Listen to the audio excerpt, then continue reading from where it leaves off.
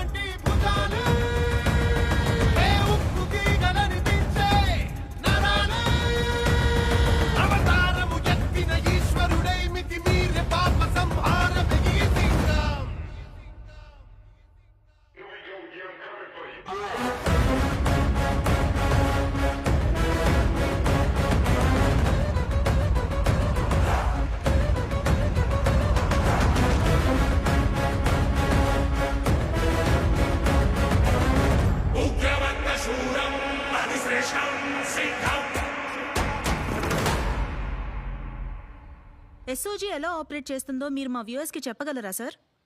Militancy పీక్లో ఉన్నప్పుడు 1994లో ఎస్ఓజీని form చేయడం జరిగింది. అప్పుడు పరిస్థితి ఎలా ఉందంటే ఎస్ఓజీ దగ్గర అంత బేస్ కూడా లేదు. ముందుగా ఒక ఎయిర్ ఇండియా కార్గోతో మొదలు పెట్టారు. అందుకే హెడ్ క్వార్టర్స్ని ఇప్పటికీ కార్గో అనే పిలుస్తాం. ఇండియన్స్ గురించి మీకు అంత తెలియపోవచ్చు, కానీ ఎస్వీజీలోని 80% కమాండోస్ లోకలే.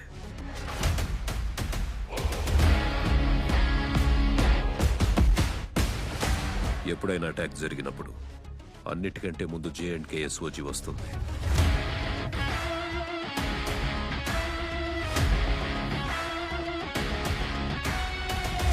మాకు సొంత ఇంటెల్ ఉంది, బుల్లెట్ ప్రూఫ్ వెహికల్స్ ఉన్నాయి.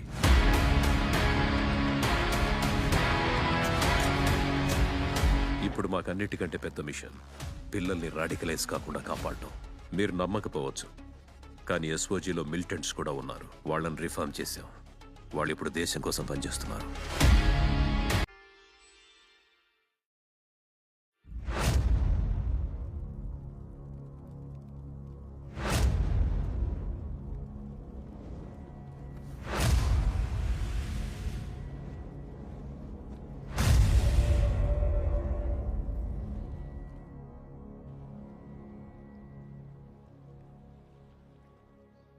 కొందరు పేరు వల్ల గుర్తింపు పొందితే ఇంకొందరు పని వల్ల గుర్తింపు సాధిస్తారు.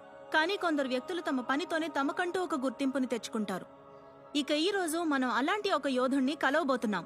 ఆయన 3 ఏళ్ల క్రిందట మహారాష్ట్ర నుంచి శ్రీనగర్ దాకా ఏఎస్ఎస్పీగా ఎస్ఓజీ బాధ్యతలు నిర్వర్తించారు. Senior superintendent of police Bajirao Singam.